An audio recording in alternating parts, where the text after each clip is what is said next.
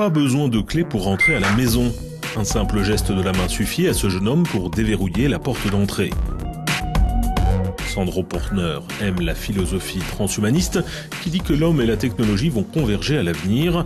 Il a implanté 2 micropuces RFID dans son corps. Les applications sont pour le moment limitées, mais les bases sont posées. Je ne dis pas que c'est indispensable. Mais bon, je suis un fan de technologie. C'est une invention que j'étais vraiment très curieux de tester. Tout simplement parce qu'elle pourrait disparaître très vite. Ouvrir des portes, interagir avec des smartphones ou des ordinateurs, le concept séduit une clientèle de plus en plus variée.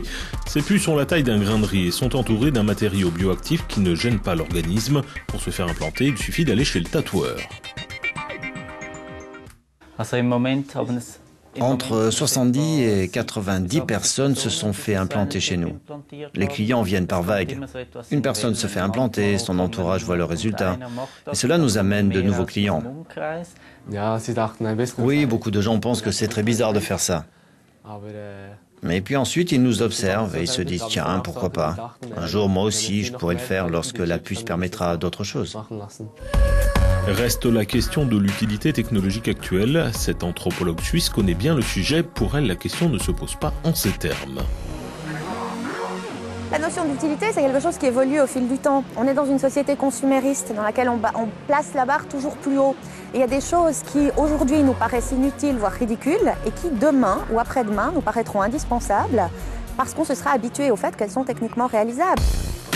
Indispensable, ces implants pourraient le devenir dans le domaine médical. À l'École Polytechnique Fédérale de Lausanne, un chercheur a développé une puce RFID capable de surveiller le cholestérol ou le niveau de certaines molécules. Oui, en principe, il peut être utile pour plusieurs applications. Par exemple, dans la côté de l'oncologie, on peut mesurer les médicaments anti-cancer qui ont été fournis sur le patient pour régler et plus finement la quantité des médicaments qui sont en principe dangereux. Donc il est très important de les contrôler correctement. Ces puces éveillent tous les fantasmes. De nombreuses rumeurs courent sur Internet. Ainsi, en 2011, certains sites affirmaient que les implants allaient devenir obligatoires aux États-Unis dans le cadre de l'assurance maladie universelle dite Obamacare. Une info bien entendu qui a été démentie.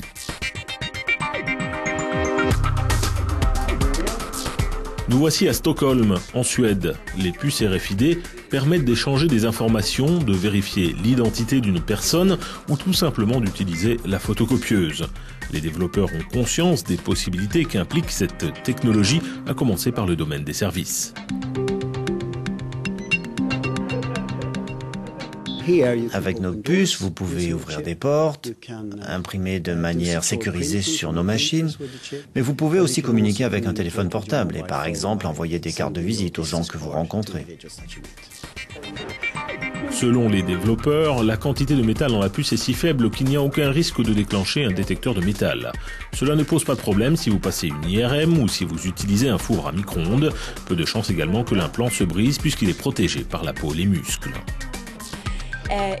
C'était à la fois très effrayant et très moderne. C'était très 2015. Le transhumanisme a mis un pied dans la porte de notre vie. Attendons de voir ce que nous réserve le futur.